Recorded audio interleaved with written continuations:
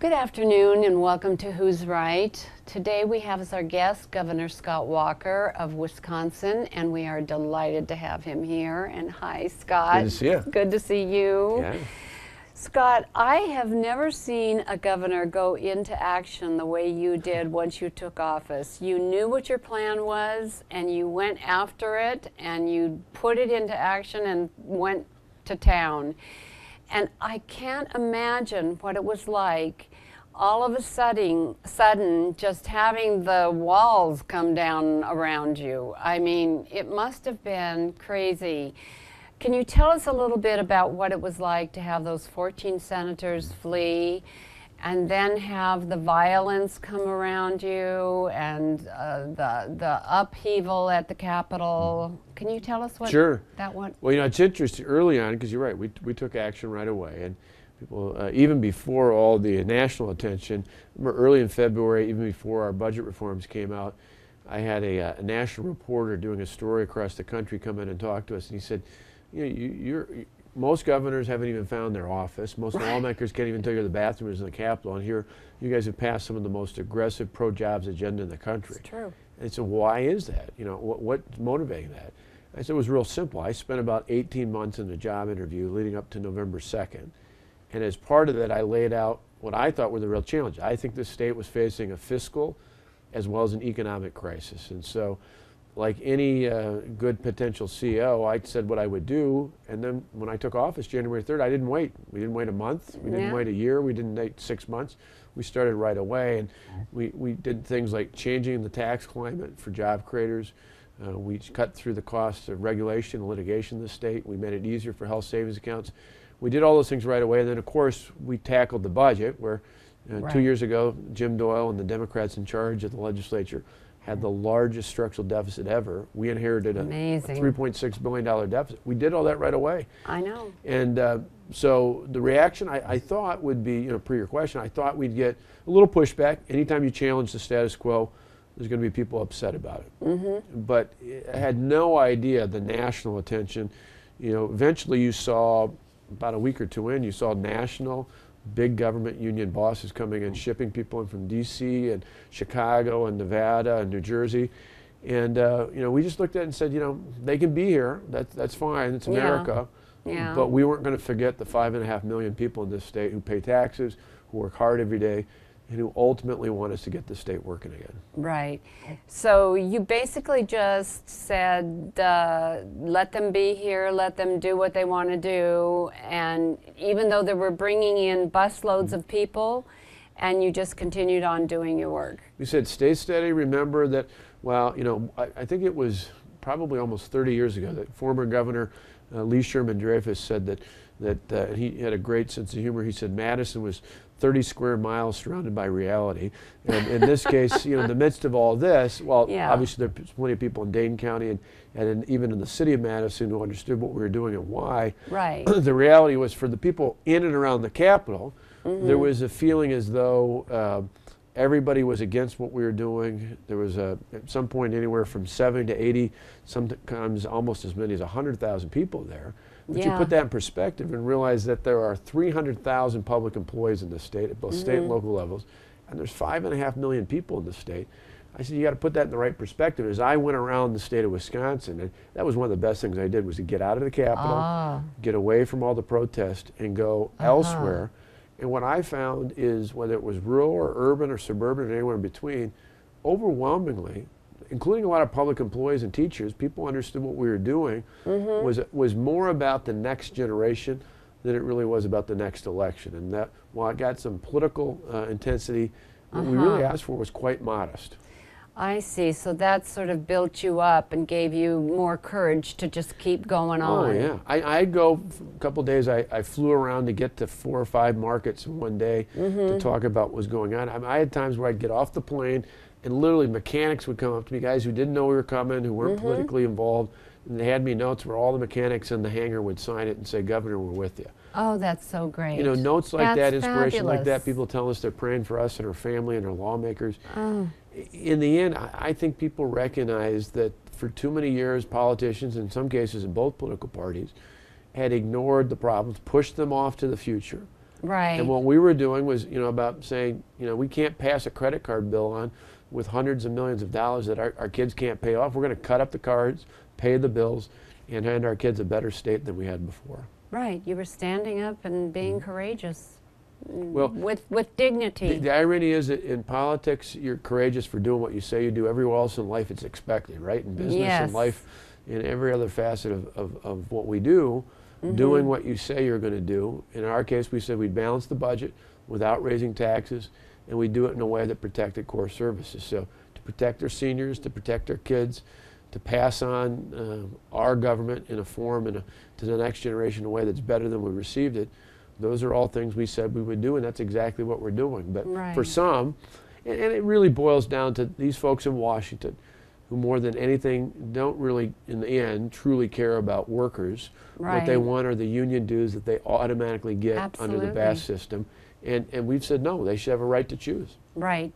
And why did you say that so strongly? Why, collective bargaining, why was that such a strong issue for you? Well, two reasons. One, for 8 years before, when I was elected as Milwaukee County Executive, I saw firsthand the damage that the way the law was, it could do to whether it was a school district or, in my case, a county government, where unions, when I would try to make modest changes in things like pension and health care, unions would basically come back and the leadership told me, forget it, we'll lay 400 or 500 people off, we don't care.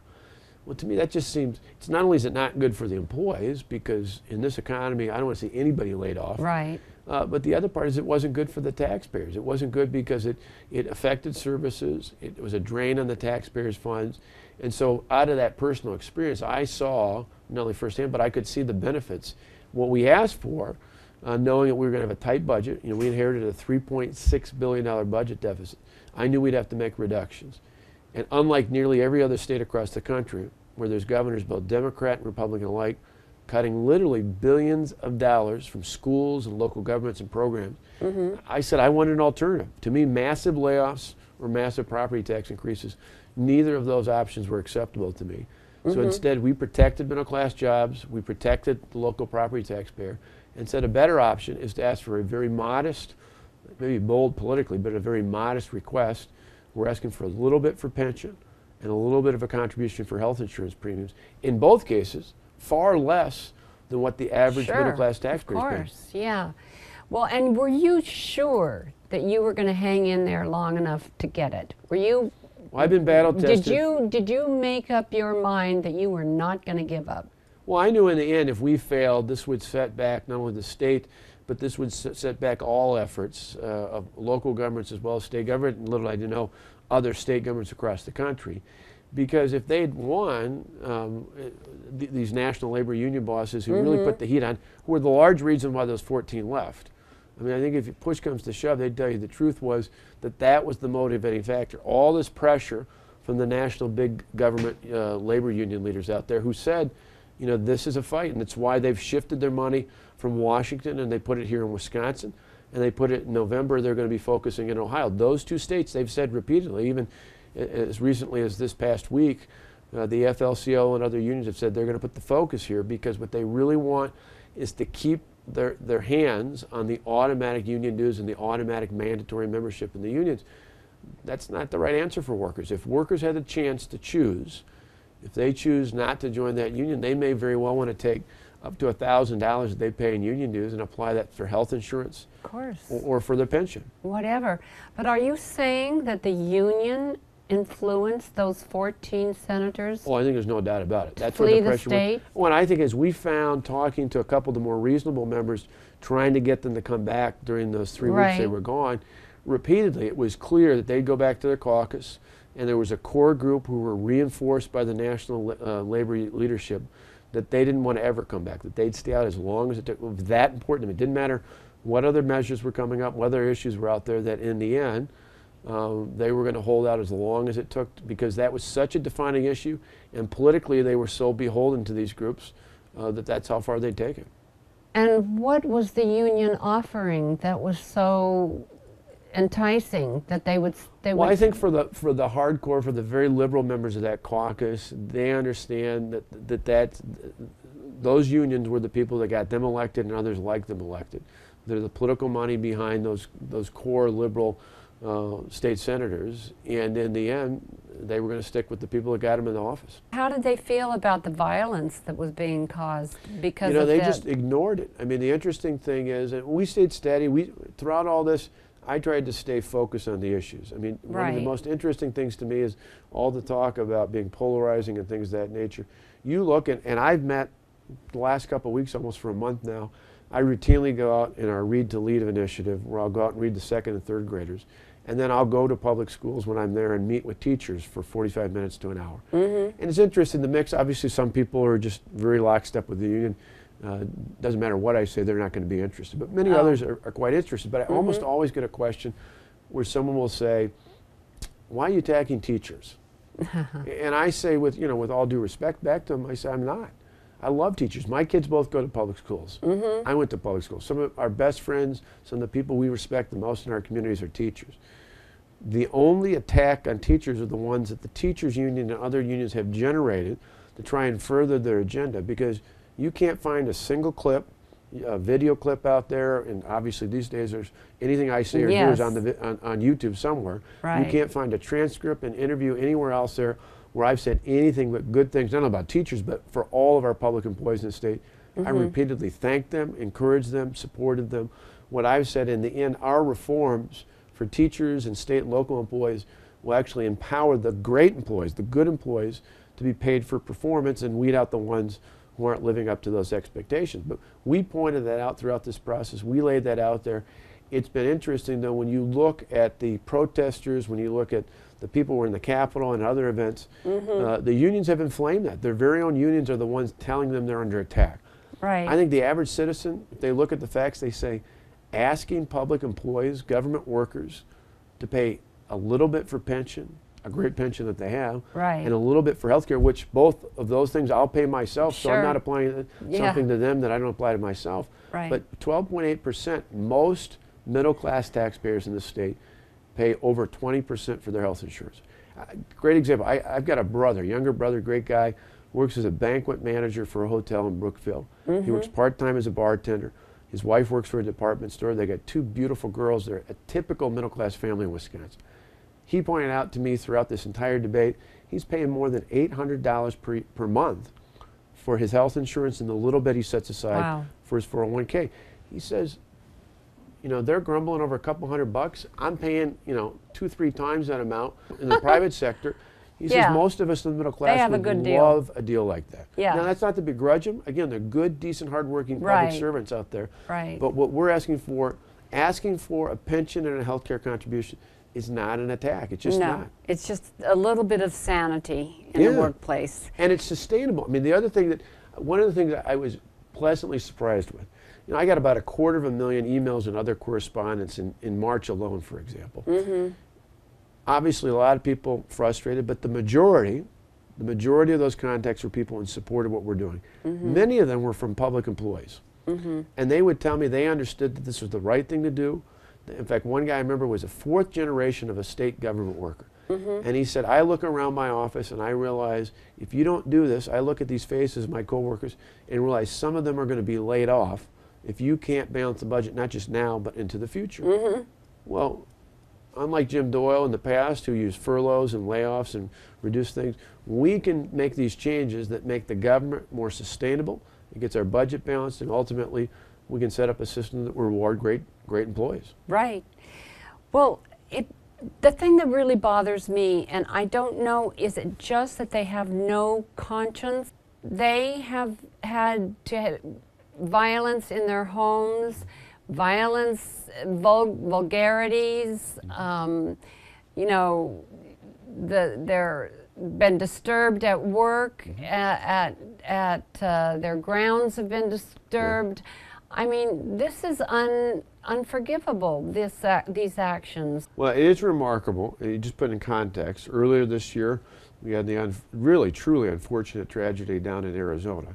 And I think rightfully so, Republicans and Democrats alike denounced what had happened there, talked about really examining the rhetoric out there. And we, as a nation, I thought that was a good thing. We said we can agree to disagree. It doesn't mean we can't have passionate debates about issues. but it doesn't have to be personalized. It's one of the things I pride myself all the years I served in the legislature. I said, I'll fight you tooth and nail on an issue where we disagree on, but I'll never personalize my differences. Right. That's right, because my opponent today on an issue might be my ally the next day.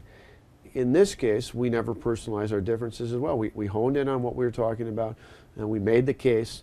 But you look, even after, in light of that horrific tragedy down in Arizona, right, and yet you see the thousands of signs out there, many of which, not only against me, but against lawmakers and others, I mean, would have crosshairs on, would have attacks, would call us Hitler and Mubarak and all those other things out there. It's just one of those where I just think it shows you how incredibly out of touch and how radical, truly radical some of these protesters were, particularly those coming in from other states. Now, in the end, the vast majority of people, even those that didn't agree with my position, from Wisconsin at least, were good, solid, decent people. They weren't going out on this limb. But as you saw the national leadership and the money come in, you started to see the terms of the debate really change.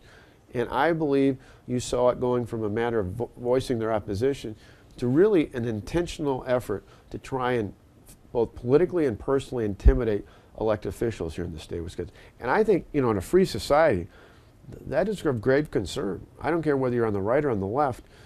To me, you should be, people who are elected, duly elected to office, should not feel a physical threat for standing up for the things that they believe in. Absolutely not. And I would say the same thing on the other side of the equation, politically. I can challenge someone who's a liberal, I can disagree with them, I can make my case, but there's never a point where anyone on the left nor on the right should feel any sort of physical threat for standing up and doing what they're elected to do. And you saw that. You saw people's homes.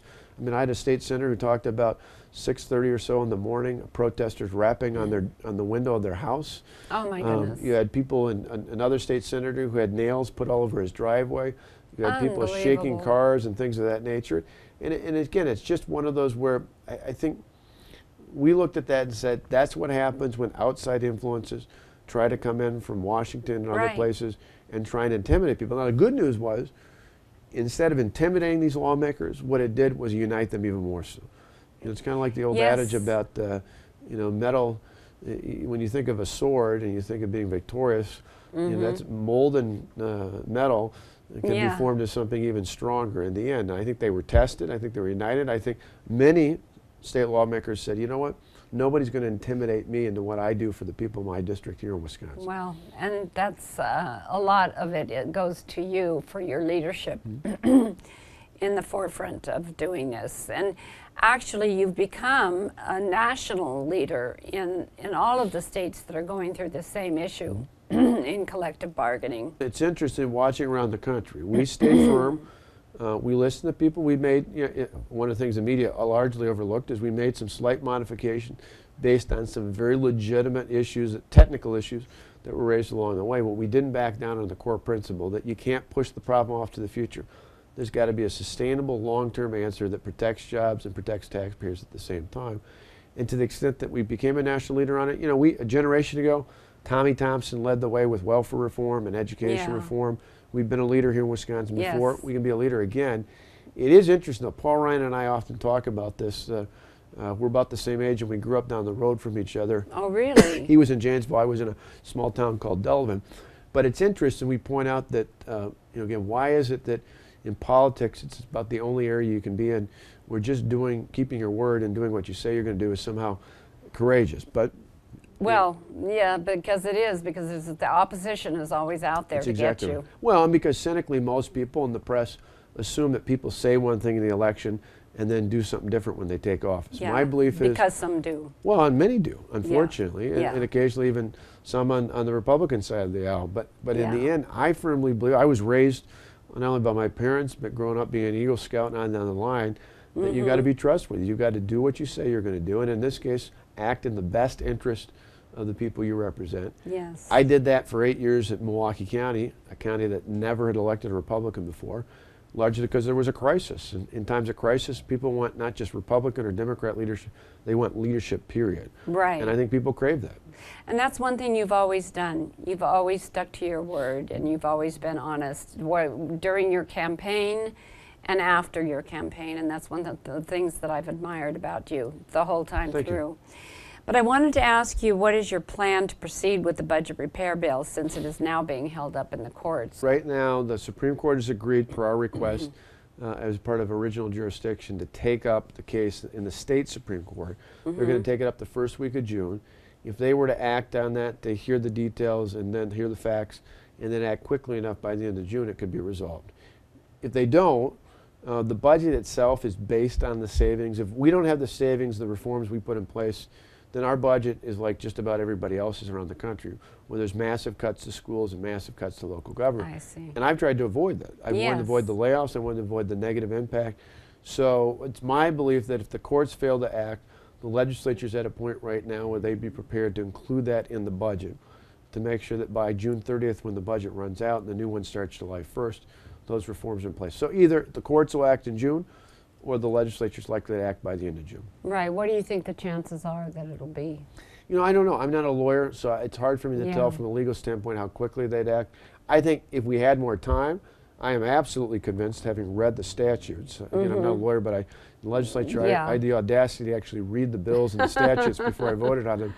But in the end, I think the courts would rule that the state Senate and the state Assembly were legal and accurate in bringing up the bill in the way and the time that they did. The law clearly spells out how they do that in a special session. So I think that would be upheld. But in the end, if it takes too long, they'll just pass it in the budget. I see. Okay. Well, I know that you promised to bring in 250,000 new jobs when you became governor, and as soon as you could. And I'd like to know where we stand with that number right now. Yeah, we're on a great pace. Our goal is to help a minimum of at least 250,000 jobs being created by the private sector by 2015, the end of our term. Right now, we're on pace, doing exceptionally well. First few months of this year, since January, we've seen 25,000 jobs in the private sector, 11,500 of those jobs in manufacturing. And in fact, on top of that, because of our success, we're actually one of the states leading the economic recovery across the country. One of the other great things is just 2 weeks ago, Chief Executive Magazine puts out an annual survey. They do the CEOs all across the country, and they survey us to the best and the worst states in the United States. For years, we didn't talk about it much because we were ranked way at the bottom. Last year, we were ranked number 41. Really? As of 2 weeks ago, we were 24. We went up 17 spots. Exactly right. 17 spots. Fastest increase of any state in the country. Fastest increase in the history of the CEO survey. Oh, that's fantastic. Yeah, congratulations. Thank you. Well, we said we're going to put people back to work. The Wall Street Journal, even earlier this week, made notice of that, and contrast that to Illinois, where they've dropped 40 spots in the last 5 years. How much of your efforts are going towards entrepreneurial ventures that are coming in? For us, just literally the other day, had a press conference on our Wisconsin Jobs Act, which is another phase of moving that agenda forward, focused on venture capital. Because really, for us to see 250,000 jobs created in the private sector, we believe it takes at least 10,000 or more new businesses to be created by 2015. This is really a focus on building and expanding and growing small businesses. And so venture capital, we started out with an angel investment tax credit, but really there's a need to put in both public and private dollars into the venture capital pool. And we were just over at the University of Wisconsin Research Park meeting with businesses that are looking to grow, starting out with early stage venture capital and then growth stage as well. And we're ready to be at the forefront of that. That's terrific. That's perfect. That's what we need. And we have the people to do it here. Well, you know, we've got the intellectual capacity. We do. University of Wisconsin is literally one of the top 20 higher education institutions in the world. Yes. We're leading the way with new technologies, but unfortunately, the last few years, much of the venture capital money is either in Boston or it's out on the West Coast. So those dollars take those ventures somewhere else. Oh, that's too We bad. want to keep them here in the Midwest and particularly in Wisconsin. Absolutely, yeah. Well, I know that you and Tonette have moved into the governor's mansion. I just did an interview with Tonette. She's a wonderful woman. You're very lucky to have her for a wife, and she's told me that you're a very romantic man, so you have a lovely life there. But I'm wondering, do you feel secure in the mansion? Do you feel safe, and do you feel like it's your family and your home, and are you happy there, and do you enjoy being we're secure. There's no doubt about secure there, just as previous governors have been. We feel wonderful that we like to share it. We do tours with the Yes, public, and I know we that did you an do. Easter egg hunt and all sorts of other things. So we feel it's not our house; it's really the people's house. And so and it's been nice, as you saw. We've changed it up. Instead of just having a collection of odds and ends, we went to the Veterans Museum and got a whole number of artifacts from the Civil War. I know, which I is perfect saw those. timing. Yeah, from the Yes. 150th anniversary. So. That's been good. It's been interesting. My kids are both in high school, so they still are finishing out high school at Wauwatosa East. Right. And so we spend some time in Wauwatosa as well. So we, like a lot of families, you juggle multiple places and multiple things. And, Right. and every family's got their own challenges, where not everybody's got 2 different locations, but there's always families increasingly in the state and around the country have different things they have to challenge with. Mom and dad sometimes working a couple jobs, and Yes. they make it work, and we do too. Yes. Well, we're glad to have you in the governor's mansion, and thank you so much for being with us today. My It's pleasure. been a great pleasure. And thank you for joining us on Who's Right. And as you know, this is the show where you decide. So send us your emails to whosright.org and give us your opinion on the show. Thank you for joining us.